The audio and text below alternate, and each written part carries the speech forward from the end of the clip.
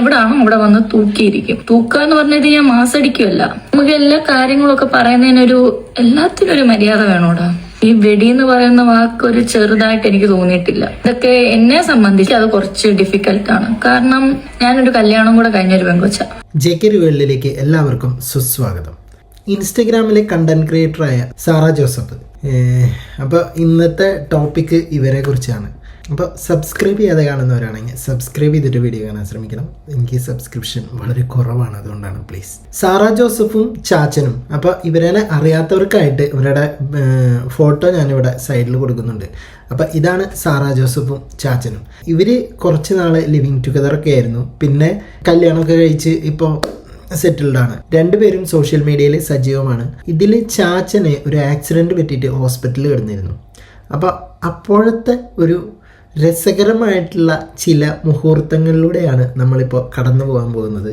Okay, അപ്പോൾ ആദ്യത്തെ video വരട്ടെ. അയ്യപ്പനെ അമ്മായിമ്മയും കൂടെ കഴിഞ്ഞ ദിവസം വയനാട്ടിലോട്ട് പറഞ്ഞു വിട്ടാൽ മാത്രമേ എനിക്കും ചാച്ചനും ഓർമ്മയുള്ളൂ. വീട് തിരിച്ചു വെക്കലെന്ന് പറഞ്ഞാൽ നേരെ പറമ്പിലോട്ട് അങ്ങ് ഇറങ്ങി. വീട് തിരിക്കലെന്ന് പറഞ്ഞുകൊണ്ട് പറമ്പിൽ ഇറങ്ങിച്ചരിക്കും. മുണ്ടും പിണ്ടിയും വെട്ടി കൊലയും തൂക്കിതേ നേരെ പോയത് തേണ്ട പിന്നെ ഇങ്ങോട്ടത്തേക്കാ. വീട് തിരിക്കാൻ പറ്റാത്തോണ്ട് നേരെ റോഡിൽ പോയി അങ്ങ് ചരിഞ്ഞു കിടന്നു. വയനാട്ടിൽ നേരെ തിരിച്ചു തേണ്ട ജയഭാരതിക്ക് ഇങ്ങ് തിരിച്ചെത്തി. ഇനി അവൻ 6 മാസത്തേക്ക് ബ്രഷ് കണ്ടോ നോക്ക്. മുഖം നല്ല ചക്കരമുണ്ടം പോലിരിക്കുന്നു. ചരിഞ്ഞതൊരു 3 ലക്ഷം രൂപയുടെ ചരിവാ അങ്ങ് ചരിഞ്ഞത് കണ്ടോ. അവസാനം ICUലൊക്കെ കയറ്റി എല്ലാരും കഥ പറച്ചിലൊക്കെ തുടങ്ങി. അമ്മ അതെങ്ങനെയാണോ സാധിക്കുന്നത്? ICUയിൽ ഒരാളെ കയറ്റിയിട്ട് ഒരു സർജറിക്ക് വേണ്ടിയിട്ട് ICUയിൽ കയറ്റുമ്പോൾ അതിൻ്റെ പുറത്തിരുന്നിട്ട് ഇങ്ങനെ സൊറ പറയുന്ന ആൾക്കാരും അതനുസരിച്ച് വ്ളോഗ് എടുക്കുന്ന ചേച്ചി ഗംഭീരം. എന്തായാലും ബാക്കി കേൾക്കാം. ഇതിന്റെ ഇടയ്ക്ക് നേണ്ട കഥാപ്രസംഗമൊക്കെ ഇവിടെ ഒന്ന് നടത്തുന്നു. അങ്ങനെ ചാച്ചൻ തിരിച്ചിറങ്ങിയപ്പോ ഒറ്റ ചോദ്യമായിരുന്നു, മോനെ കംഫർട്ടബിൾ അല്ലേ? അങ്ങനെ ഒരു ഓപ്പറേഷനൊക്കെ കഴിഞ്ഞേ. അപ്പം ഇതാണ് ഒരു വൈബ് ഫാമിലി എന്നൊക്കെ പറഞ്ഞു കഴിഞ്ഞാൽ ഇതാണ്. ഇപ്പം നമ്മൾ ഹോസ്പിറ്റലിലോട്ടൊക്കെ കയറി ചേർന്ന് ICUയിലോട്ടൊക്കെ ഒരാളെ കയറ്റി കഴിഞ്ഞ് കഴിഞ്ഞാൽ, അപ്പോൾ ഹസ്ബൻഡിനെ ആണെങ്കിലും നമ്മൾ സൊറ പറഞ്ഞ് വർത്താനം പറഞ്ഞ് അവിടെ അങ്ങനെ നല്ല ചിരിച്ചും കളിച്ചൊക്കെ ഒരു ലാവിഷായിട്ടിരിക്കുന്ന ഒരു family, vibe family, perfect. Glamour Akbar ധോണിയിലത്തെ ആ ചേട്ടനൊക്കെ ഓർമ്മ വരുന്നുണ്ട്.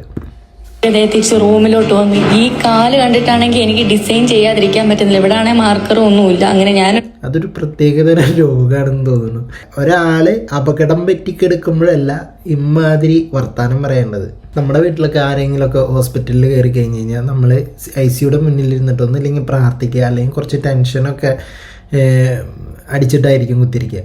എന്നല്ലെങ്കിൽ നാട്ടുകാരെ കാണിക്കാനെങ്കിലും കുറച്ച് ടെൻഷൻ എടുത്ത് കയറ്റി വയ്ക്കായിരുന്നു മുഖത്ത്. ഇമ്മാതിരി ചിരിച്ച് കളിച്ച് കല്യാണ വീട്ടിൽ വന്നിരിക്കുന്ന പോലെയാണ് അവിടെ വന്നിരിക്കുന്നത്. എന്തോ. നമുക്ക് അടുത്ത വീഡിയോ കാണാം. അച്ഛൻ ആക്സിഡന്റ് ആയപ്പോൾ എന്റെ ആഹാരം കഴിപ്പ് മുട്ടി പോകുന്നുള്ളൊരു പേടി എനിക്കുണ്ടായിരുന്നു. ഓ, അതാണ് പേടി. അതായത് ചാച്ചൻ ആശുപത്രിയിലായപ്പോൾ ICUയിൽ പോയപ്പോൾ ഇവളുടെ പേടി എന്താണെന്ന് വെച്ച് കഴിഞ്ഞാൽ ഭക്ഷണം കഴിക്കാൻ പറ്റുമോ എന്നുള്ളതാണ് ഇന്നത്തെ ഒരു പേടി. ിൽ നിന്ന് ധൈര്യം സംഭരിച്ച് ഞാൻ ചാച്ചന്റെ കൂടെ ബൈസ്റ്റാൻഡറായിട്ട് തന്നെ അങ്ങ് നിന്ന് ഒരു പ്ലേറ്റ് ചോറ് കഴിച്ച് ആ ദിവസം അങ്ങ് തുടങ്ങി. തരക്കേടില്ലാത്ത കൂട്ടാനുള്ളതുകൊണ്ടായിരുന്നു നല്ലൊരു പിടി പിടിച്ചതിന് ശേഷം ഞാനാണെങ്കിൽ കുറച്ചേരം വിശ്രമിക്കാനിരുന്നു. പക്ഷേ എന്നിട്ടും വിശപ്പ് മാറാത്തതുകൊണ്ട് നേരെ ചെന്നപ്പോൾ കാക്കിലെ മുന്തിരി ഇരിക്കുന്നുണ്ട്. നല്ലൊരു 10 ഗ്രാം അവന് കൊടുത്തേച്ച് ബാക്കി ഇരുന്ന് അങ്ങോട്ടും ഇങ്ങോട്ടും ഒക്കെ നോക്കി ഞാനങ്ങ് കഴിച്ചു. മുന്തിരി തീരുന്തോറും എന്റെ വിശപ്പ് കൂടി വരുന്നോണ്ടെന്ന് എനിക്ക് സംശയം തോന്നി. അതുപോലെ തന്നെ അപ്പോൾ ബൈസ്റ്റാൻഡറായിട്ട് നിന്നത് എന്ന് പറഞ്ഞു കഴിഞ്ഞ് കഴിഞ്ഞാൽ വിശപ്പിൻ്റെ ഗുളിക കഴിച്ചിട്ടാന്ന് തോന്നുന്നുണ്ട്. ഭയങ്കരമായിട്ട് വിശക്കുന്നുണ്ട് എല്ലാ സമയത്തും. ഇപ്പം അങ്ങോട്ടും ഇങ്ങോട്ടും നോക്കി ഫുഡ് കഴിക്കലാണ് മുപ്പരളുടെ പണി. ആണെങ്കിൽ ക്ഷീണിച്ചും തുടങ്ങി. അപ്പോഴാണ് അമ്മ ജയഭാരതി വയനാട്ടിൽ പോയി കുറച്ച് മുട്ടപ്പഴം അവിടെ നിന്ന് കൊണ്ടുവന്ന ആരും ഓർമ്മ വന്നു. അപ്പൊ പിന്നെ അത് ഞാൻ അങ്ങോട്ടും ഇങ്ങോട്ടും എല്ലാം തുളിച്ചു പറിച്ച് നോക്കി. അതും എടുത്ത് വെച്ച് അതിൻ്റെ അകത്ത് ഒരു കുരുവും കിട്ടി. ഇടയ്ക്ക് ചാച്ചന്റെ ട്രിപ്പ് നോക്കുന്നുണ്ട്, അതിൻ്റെ കൂടെ കഴിപ്പുമുണ്ട്. അങ്ങനെ അതെല്ലാം കഴിച്ച് ഇങ്ങനെ നിന്നിട്ട് ഒന്നും ആയില്ല. അപ്പം ഞാൻ വിചാരിച്ചാൽ പിന്നെ എലൈറ്റിന്റെ ബ്രെഡും ജാമുണ്ട്, അതെടുത്ത് അങ്ങോട്ടും ഇങ്ങോട്ടും മടക്കി കഴിക്കാം. അപ്പം വയറിനും മനസ്സിനും കുറച്ച് ശമനം തോന്നി. അപ്പം ഞാൻ പിന്നെ കുറച്ച് വെള്ളവും കുടിച്ച് അതിനുണ്ടായിരുന്ന ജാമ് ചാച്ചന്റെ വായിൽ തള്ളിക്കയറ്റി സ്പൂൺ കഴുകാതെ അങ്ങനെ കിടന്നുറങ്ങി. അത് കൊള്ളാലോ. നേരത്തെ മുന്തിരി എടുത്തപ്പോൾ ഒരു 2-3 മുന്തിരി ചാച്ചൻ്റെ വായിൽ വെച്ച് ബാക്കിയൊക്കെ മുപ്പരാൾ തിന്നു. അത് കഴിഞ്ഞിട്ട് ഇപ്പം ജാമിൻ്റെ സ്പൂണ് വായിൽ വെച്ച് കൊടുത്തതിൻ്റെ കാരണം എന്താണെന്ന് അറിയുമോ? അത് കഴുകാതിരിക്കാൻ വേണ്ടിയിട്ടാണ്. കൊള്ളാം, നല്ല ബുദ്ധി. ഒരു അരമണിക്കൂർ കഴിഞ്ഞ് എണ്ണീറ്റപ്പം പിന്നെയും വിശപ്പ്. അപ്പോഴാ ഓർത്ത് അമ്മ ചാച്ചനെ കൊടുക്കാൻ കുറച്ച് ആപ്പിൾ എടുത്ത് വെച്ചു. ഇത് എന്തിൻ്റെ കുഞ്ഞാണോ?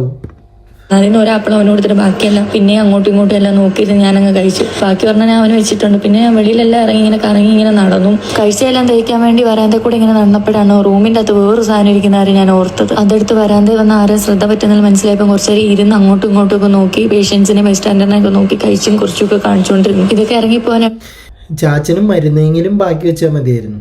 പാവം അതിൻ്റെ രോഗം മാറണ്ടേ. ഞാൻ കുറച്ച് വെള്ളം അതിൻ്റെ ഇടയ്ക്കൊക്കെ കുടിക്കുന്നുണ്ട്. അത് കഴിഞ്ഞപ്പോൾ ഞാൻ ചാച്ചൻ്റെ കുറേ റെസിപ്റ്റും മരുന്നും എക്സ്റേ ഒക്കെ അങ്ങോട്ടും ഇങ്ങോട്ടും ഒക്കെ എടുത്ത് നോക്കി. അപ്പോൾ മനുഷ്യൻ ഞാൻ വിചാരിച്ചു എക്സ്റേ ചുരുട്ടി തിന്നാൻ പോവാന്ന്.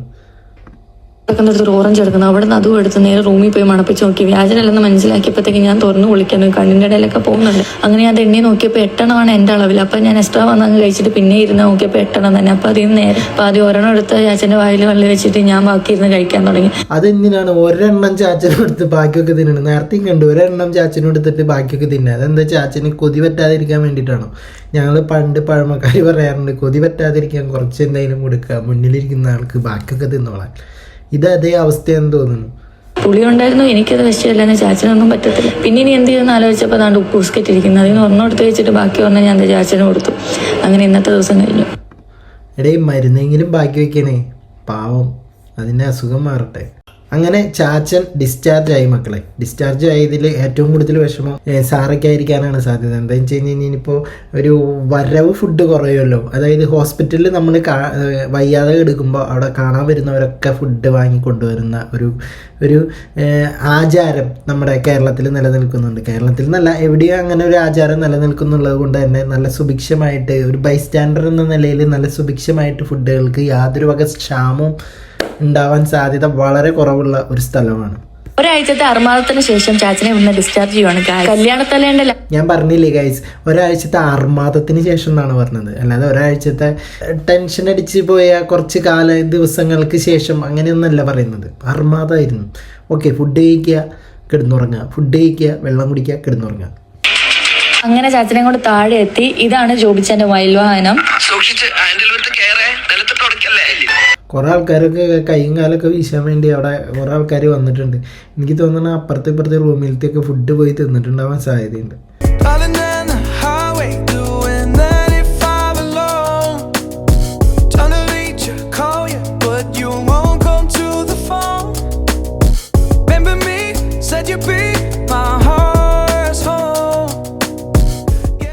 വല്ലപ്പോഴും കിട്ടുന്ന ചില ആശുപത്രി കേസുകളും ഇങ്ങനെ സീരീസ് കേസുകളൊക്കെ ഞങ്ങൾ അടിച്ചു പൊളിച്ച് ആഘോഷിക്കുന്ന ഒരു വൈബ് ഫാമിലിയാണ് ഞങ്ങളുടെ. ഇനി വീട്ടിലെത്തിയതിന് ശേഷം ചാച്ചന് കൊടുക്കാൻ പറ്റുന്ന ഒരു കെയറിങ്ങും കാര്യങ്ങളൊക്കെ ഉണ്ട്. നിങ്ങളതൊക്കെ ഒന്ന് കാണണം, ഗംഭീരമാണ്. 2 ആഴ്ചയായിട്ട് കുറെ മരുന്നുകൾ കഴിക്കുന്നുണ്ട്. ചാച്ചന് ഗ്യാസ് കയറി കഴിച്ചു. അതുകൊണ്ട് ഞങ്ങൾ രാവിലെ കഴിച്ചപ്പോൾ ചാച്ചന് മണപ്പിക്കാൻ മാത്രം കൊടുത്തേച്ച് ഞങ്ങൾ എല്ലാവരും കൂടി ഇരുന്ന് കഴിച്ചു. മനസ്സിൽ അതൊരു ഉപകാരമായി. ഇപ്പോൾ ചാച്ചന് ഇപ്പോൾ ഇത്രയും ദിവസം ഹോസ്പിറ്റലായതുകൊണ്ട് ഫുഡൊന്നും കഴിക്കേണ്ടി വന്നിട്ടില്ല. ഇപ്പോൾ ചാച്ചന് ഗ്യാസും കയറി. എങ്ങനെയാണ് ഗ്യാസ് കയറിയിട്ടുണ്ടാവുക? ഫുഡ് കൊടുക്കാഞ്ഞിട്ടാവും. ഇവള് 100 ഗ്രാം മുന്തിരി കൊടുത്ത് 500 ഗ്രാം ഇവള് തിന്നല്ലേ, പിന്നെ എങ്ങനെയാണ് ചാച്ചന് ഗ്യാസ് കയറാതിരിക്കും? എനിക്ക് കഴിക്കാതിരിക്കാൻ പറ്റത്തില്ല. അപ്പം നേരെ ചാച്ചന് കുറച്ച് ജ്യൂസ് അമ്മ കൊണ്ട് വെച്ചേക്കും. അത് ഞാൻ എടുത്ത് കുടിച്ചേച്ച് നേരെ ചാച്ചന് കണ്ട. വെറുതെ ആണോ ചാച്ചന് ഗ്യാസ് കയറുന്നത്? ചാച്ചന് കൊടുക്കുന്ന സാധനങ്ങളൊക്കെ ഒരു തുണ്ട് മണപ്പിച്ചതിന് ശേഷം മൂപ്പരാളിരുന്ന് തിന്നാണ്. പിന്നെ എങ്ങനെ ഗ്യാസ് കയറാതിരിക്കും?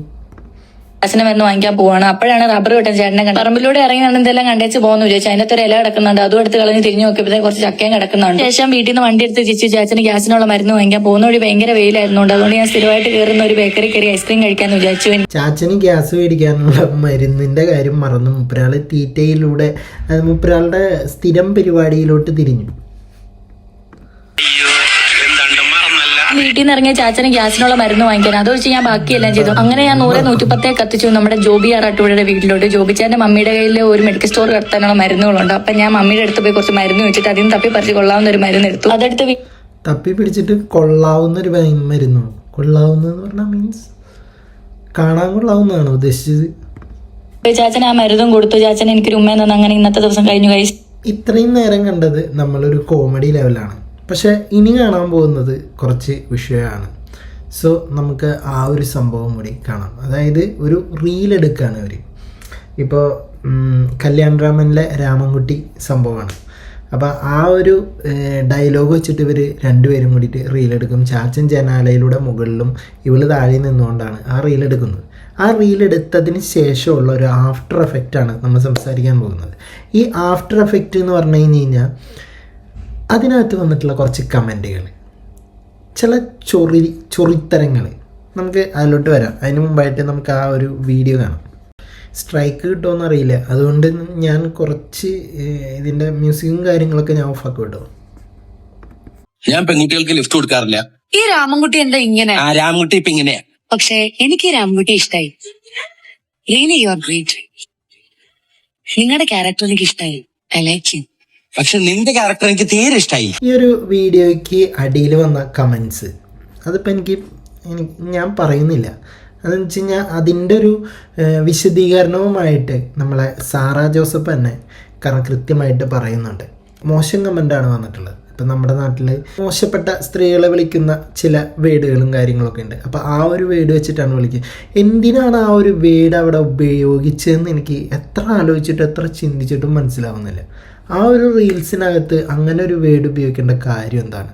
അതും ഒരാൾ തന്നെ പല പല ഐഡിയയിലൂടെയാണ് ഇത് ചെയ്തതെന്നാണ് പറയുന്നത്. നമുക്ക് എന്തായാലും അതൊന്ന് വിശദീകരണം ഒന്ന് കേൾക്കാം.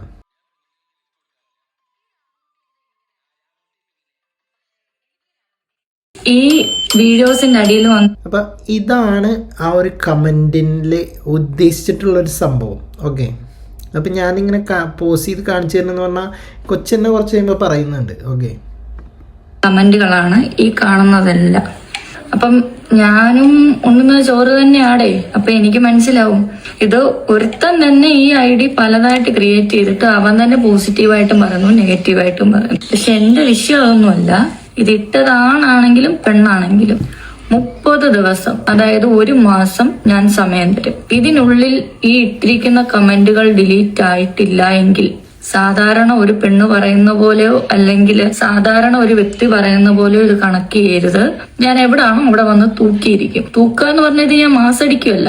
നമുക്ക് എല്ലാ കാര്യങ്ങളൊക്കെ പറയുന്നതിനൊരു എല്ലാത്തിനൊരു മര്യാദ വേണോടാ. ഈ വെടി എന്ന് പറയുന്ന വാക്ക് ഒരു ചെറുതായിട്ട് എനിക്ക് തോന്നിയിട്ടില്ല. ഇതൊക്കെ എന്നെ സംബന്ധിച്ച് അത് കുറച്ച് ഡിഫിക്കൽട്ടാണ്. കാരണം ഞാനൊരു കല്യാണം കൂടെ കഴിഞ്ഞൊരു പെങ്കൊച്ച.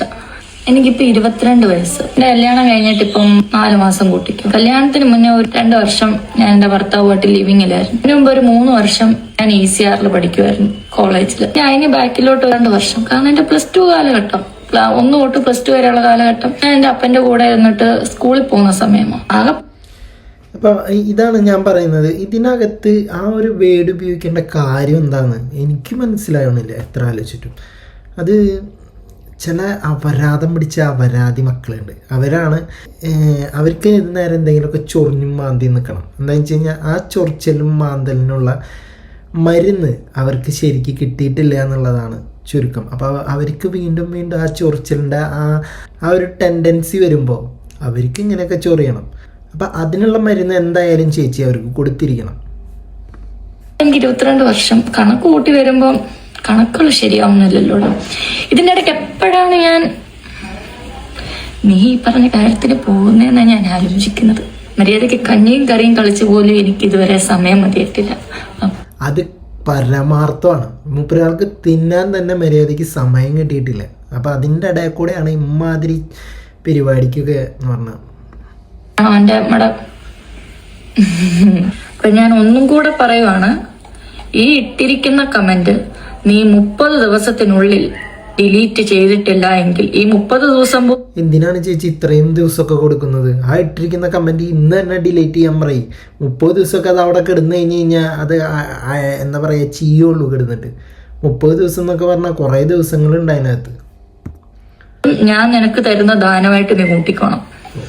കാരണം എന്നെ സംബന്ധിച്ച് ചെറിയൊരു കാര്യമല്ല. ഈ 30 ദിവസത്തിനുള്ളിൽ നീ ഇത് ഡിലീറ്റ് ചെയ്തില്ലെങ്കിൽ നിന്റെ വീട്ടിൽ ആരൊക്കെ ഉണ്ടോ അവര് വന്ന് കരഞ്ഞു മെഴുകി ഇനിയിപ്പോ നീ ആത്മഹത്യക്ക് നിൽക്കുവാന്ന് പറഞ്ഞാൽ പോലും വിത്ത് നിന്റെ ഫേസുമായിട്ട് ഞാൻ ഈ വീഡിയോ റിവീൽ ചെയ്യും. വരണം ചേച്ചി, അങ്ങനെ വേണം കാര്യങ്ങളൊക്കെ ചെയ്യാനായിട്ട്. നമ്മൾ കുറച്ച് ബോൾഡായിട്ട് കാര്യങ്ങൾ നീക്കിയാലേ നമുക്ക് ഇവിടെ മാന്യമര്യാദയ്ക്ക് വീഡിയോ ഇട്ടിട്ട് നമുക്ക് ജീവിക്കാൻ സാധിക്കുള്ളൂ. ഫ്യൂച്ചറിൽ ഇപ്പം നാളെ നമ്മുടെ മക്കൾ നോക്കുമ്പോൾ ഇമാതിരിയുള്ള തോന്നിയാസങ്ങളൊക്കെ സംസാരിച്ചിട്ടുള്ളതിന് നമ്മൾ തക്ക മറുപടി കൊടുത്തതായിട്ട് അവിടെ അങ്ങനെ കെടുക്കണം. ഹിസ്റ്ററി ആയിട്ട് ചരിത്രമായിട്ട് കെടുക്കണം. ഓക്കെ, അല്ലെങ്കിൽ നമുക്ക് തന്നെയാണ് അതിൻ്റെ ഒരു നാണക്കേടും കാര്യങ്ങളൊക്കെ. ഇപ്പം ഞാനും സത്യത്തിൽ ചേച്ചിക്ക് സപ്പോർട്ടാണ്. മുഖം കണ്ടിട്ട് എങ്ങനെയാടാ നിനക്ക് ഇങ്ങനെയൊക്കെ പറയാൻ തോന്നുന്നത്? എനിക്ക് വല്ല മാനസിക രോഗം ഉണ്ടെന്ന് പറഞ്ഞാൽ ഞാനത് കേൾക്കും. ഇതൊക്കെ എങ്ങനെ? അതെന്തിനാണ് അത് കേൾക്കാൻ പോണ്? മാനസിക രോഗമൊക്കെ അതും വല്ലാത്തൊരു രോഗമാണ് പറ്റുന്നേ. ആൾക്കാർ ഈ ഡ്രസ്സിന്റെ ലിങ്ക് ചോദിച്ചിട്ടുണ്ട്. അപ്പൊ ലിങ്ക് ഞാൻ കൊടുത്തിരിക്കാൻ നല്ല ഡ്രസ്സാണ്. അപ്പം അതിൻ്റെ ഇടയിൽ കൂടെ ലിങ്കും വന്നിട്ടുണ്ട്. ഓക്കെ, അപ്പോൾ ഇതാണ് വിഷയം. നമ്മൾ സോഷ്യൽ മീഡിയയിൽ ഇപ്പോൾ ആരെങ്കിലും ഒരു റീൽ ഇടുകയാണെന്ന് വെച്ച് കഴിഞ്ഞാൽ അതിൻ്റെ അടിയിൽ പോയിട്ട് ഇമ്മാതിരി അപരാധം പിടിച്ച കമൻറ്റുകൾ ഇടുന്ന അത് നാണാവൂലേ? പല സ്വന്തം ഐ ഡി വെളിപ്പെടുത്താണ്ട് പല ഐ ഡികൾ ഉണ്ടാക്കിയിട്ട് അതിനകത്ത് എന്ത് സുഖമാണ് നിങ്ങൾക്ക് ഇതിനകത്ത് നിന്ന് കിട്ടണമെന്ന് മനസ്സിലാവുന്നില്ല. ഇതിനിടയിൽ ഹെലനോസ് പാട്ടയുടെ ഒരു കമൻറ്റ് വന്നിട്ടുണ്ട്, നമുക്കതൊന്ന് നോക്കാം. 30 ദിവസം കഴിഞ്ഞ് അവനെ തൂക്കിയെടുക്കുന്ന വീഡിയോ പോസ്റ്റ് ചെയ്യണം അത് തന്നെയാണ് എൻ്റെ ആഗ്രഹം. ഒരിക്കലും ബ്ലറ് ചെയ്യരുത്, കൃത്യമായിട്ട് ചെയ്യരുത്. ദയവ് ചെയ്ത് സൈബറിൽ കൊടുത്ത് കണ്ടുപിടിക്കാൻ നിൽക്കല്ലേ. 30 ദിവസമല്ല 30 വർഷം എടുത്താലും കിട്ടാൻ പോകുന്നില്ല. വേറെ വല്ല വഴിയും നോക്കുന്നതാണ് നല്ലത്. സൈബറിൽ കംപ്ലൈൻറ്റ് കൊടുത്തിട്ട് കാര്യമില്ല എന്നാണ് നമ്മുടെ ഹെലനോസ് പാട്ട പറയുന്നത്. ശരിയായിരിക്കും, ഒരാൾ കൊടുത്തിട്ട് ചിലപ്പോൾ അതിന് ഒരു മറുപടി കിട്ടിയിട്ടുണ്ടാവില്ല എന്ന് തന്നെയാണ് എനിക്ക് തോന്നുന്നത്. അല്ലാതെ ഇപ്പോൾ അനുഭവത്തിൻ്റെ വെളിച്ചത്തിലല്ലാണ്ട് ഹെലനോസ് പാട്ട അങ്ങനെ പറയൂല. പിന്നെ വേറെ ഏതെങ്കിലും വഴിയിലൂടെ കണ്ടുപിടിക്കുന്നത് തന്നെയായിരിക്കും നല്ലത്. എന്തായാലും കണ്ടുപിടിക്കണം. ഇമാതിരി അപരാധങ്ങൾ ഇനി വരരുത്, അത്രേ എനിക്ക് പറയാനുള്ളൂ. അപ്പോൾ നിങ്ങളുടെ അഭിപ്രായങ്ങൾ എന്താണെങ്കിലും താഴെ കമൻറ്റ് ബോക്സിൽ രേഖപ്പെടുത്തുക. പോയി വരാം അടുത്തൊരു വീഡിയോ ആയിട്ട്.